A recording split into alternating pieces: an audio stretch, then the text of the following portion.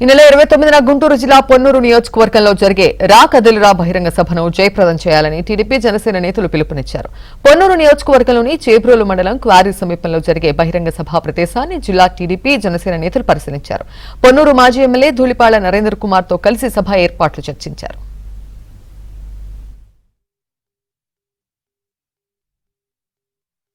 చంద్రబాబు నాయుడు గారు, పవన్ కళ్యాణ్ గారు పొత్తు కుదుర్చుకున్న తర్వాత వైసీపీ పార్టీ జగన్మోహన్ రెడ్డి ఫేక్ ప్రచారాలను మాత్రమే నమ్ముతా ఉన్నాడు. మొన్నే చెప్పారు జగన్మోహన్ రెడ్డి గారు, నేను చేయాల్సింది చేశా, ఓడిపోతే ఏంటని. ఇదే మాట కేసీఆర్ గారు చెప్పారు తెలంగాణ ఎన్నికల్లో, నేను ఓడిపోతే వెళ్ళి నా ఫామ్ హౌస్కి వెళ్ళి పడుకుంటాను. ఇవాళ జగన్మోహన్ రెడ్డి చెప్పకనే చెప్పాడు. ఈ అరాచక పాలనకి అంతం పలకడానికే రేపటి 29వ తారీఖు సభ అని చెప్పి కూడా తెలియజేస్తా ఉన్నాం.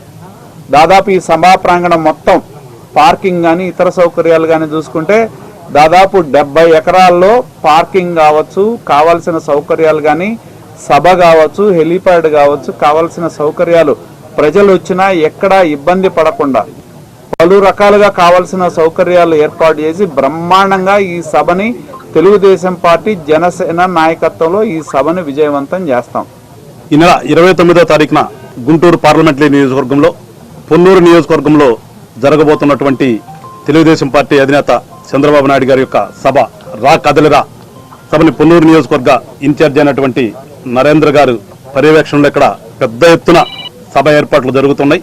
శివరాత్రి ముందు వచ్చిందా అన్నంత గొప్పగా మళ్ళా ఆ సభ జరగబోతూ ఉన్నది అని కూడా అనిపిస్తుంది. ఎందుకంటే అంత పెద్ద ప్లేసు, ఖచ్చితంగా గుంటూరు జిల్లా వ్యాప్తంగా జనమందరూ కూడా ఇక్కడికి వస్తారు. ఎందుకంటే పార్టీల్ని ఆశీర్వదించి మేము కూడా మీకు తోడున్నామని చెప్పేసి నిరూపించడం కోసం జనమందరూ కూడా పెద్ద ఎత్తున వస్తారని చెప్పి ఒక నమ్మకం ఉంది.